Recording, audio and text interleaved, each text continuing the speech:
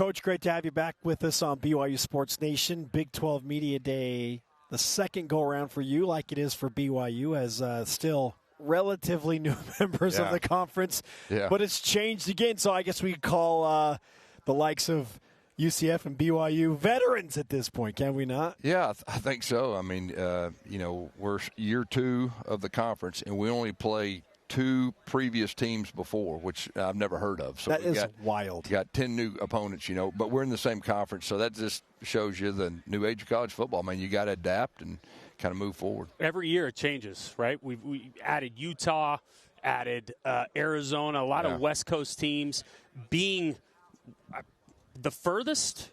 Yeah. We're the furthest. East we're team out there in by Big ourselves. 12? Yes. Yeah, West Virginia is a little bit above us, but I think they're a little closer. Okay. West. How does that play into the strategy of just, planning for that in terms of, we talked to West Virginia coach a little bit just about, sleep, scheduling that in, taking all that into an account for the preparation going into each game? Yeah, there's a lot that goes with that. We went to Boise last year for second game of the year, and we actually had a night game, and we spent the night. All right, which was a little bit new, but it was great. I mean, we were able to be fresh on the plane. We were able to practice when we got off, and so all night games. If it's far away on the West Coast, that'll be our plan. We just learned something about you. You made the jump after 15 years as a head coach, the high level in Arkansas. Your first college job was the offensive coordinator job in Arkansas. I didn't realize that was an immediate jump up there. Yeah. And you had Felix Jones and Darren McFadden and took Arkansas to an SEC championship game. So I bring this up because you've shown an ability to just adapt quickly in new positions, and you've done this your entire career. What's the key to being successful at that? I think being a high school coach, you've got to adjust every week or every year, and you got to adapt to the strength of your players, and so it looks a little different. You have the same philosophy, but you play to your strengths. That's given me an advantage now that I'm in college football. It's just been a real dream come true, blessing for me to be coaching college. I guess this is my 19th year, and like you said, I coached 15 years of high school football, so I feel real blessed. Do you remember if there was one specific thing that kind of shocked you about getting to that level? Everything happened so quick. I don't know if there was one thing. The recruiting aspect. The football, you get on the field, it doesn't matter if you're 17 years old in high school or 22 in college. It still feels exactly the same.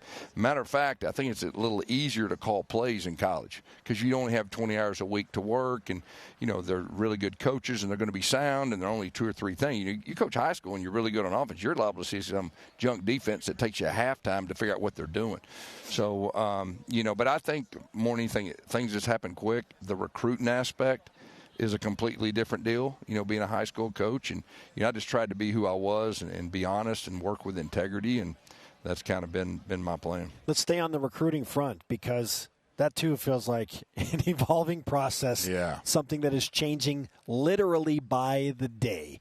Yeah. And now that money is just such a prominent part of it, and NIL and the transfer portal. So how are you embracing this and adjusting at UCF to get better with this? Well, we're a young school, so we can adapt, but it's all about, the NIL. I mean, that's really the main focus. We got to be competitive to have enough money for that. And so I've turned into more of a fundraiser than a coach, as far as that goes. But we're in a great spot to recruit. We're right in the middle of the state of Florida. And, of course, my previous job, that was one of our key states. So a lot of ties. And so it's a great spot, but you got to keep up with NIL. But it's different. I mean, every year you got to adapt and things change. So one of the biggest changes, I guess, to the UCF team this year is the addition of fellow Razorback KJ Jefferson. Yeah. Why was he a good fit for the offense? Yeah, we've had great success in our offense when we've had, dual threat, bigger quarterbacks. Obviously, Cam Newton, I'm not saying he's Cam Newton, but physically he's the closest thing to it. When you were the OC at Auburn in 2010, right? Yeah. We won the national championship. But, KJ's a guy that actually recruited out of high school. We end up taking Bo Nix the same year, but we got the chance to know each other. And then, when they were running an offense that really fit his style, he's one of the best offensive players in the SEC. Last year, that was like a different deal. They run a different kind of offense. They lost some of their playmakers around him. But, 2 out of the last 3 years, he's been one of the better offensive players in the SEC. So he's the perfect fit for us, and he's a veteran guy. He's played a lot of football. The moment's not going to be too big for him, and we like to run our quarterback from time to time too. Coach of the Year in the SEC, by the way, in 2013, AP National Coach of the Year, and Austin, he's ready to go to work at UCF once again. I mean, the pedigree speaks for itself. I mean, the guy's a winner. The Big 12 is notoriously, especially right now, known for the running back rooms across the conference. Yeah.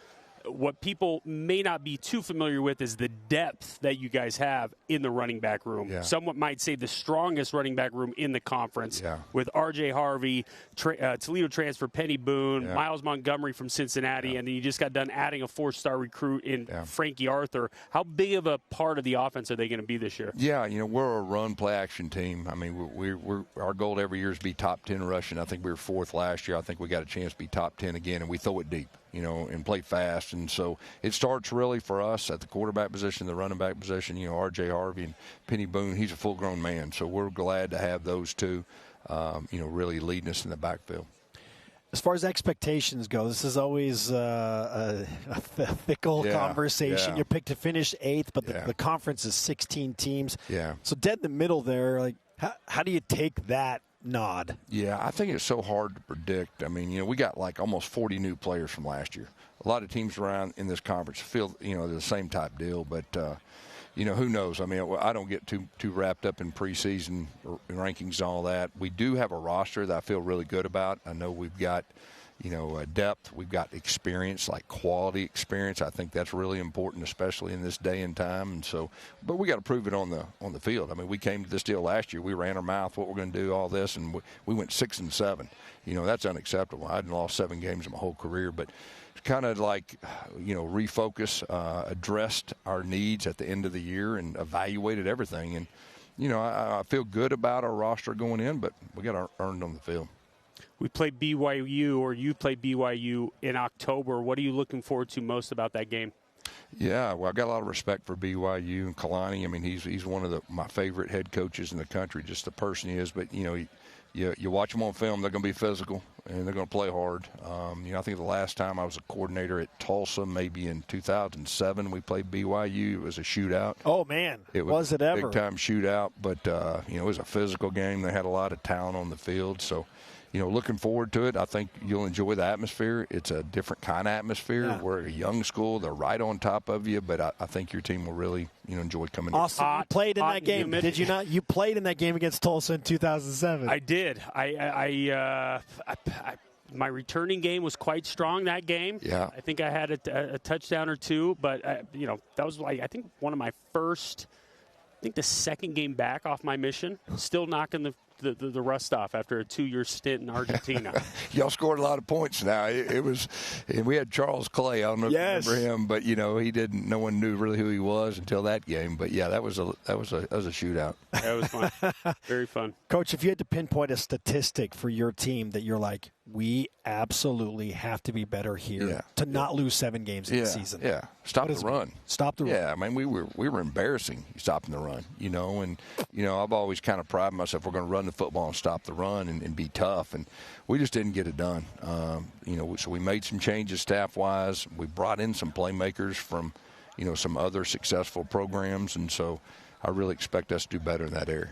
Coach, can't wait for late October. Yeah. And we'll be in Orlando. Sweating. Yeah. What? You'll be sweating. Yeah, that's it. What is the weather expected in late October in Orlando? Oh, it'll be hot. Yeah, it'll be hot. You get to January and February, I'll go to a restaurant and eat outside. So that should tell you all you need to know about October. Hot and wet. Yeah. Great stuff. Coach, appreciate the time. Best of luck to you. Thanks for stopping by, Coach. Thanks for having me, guys.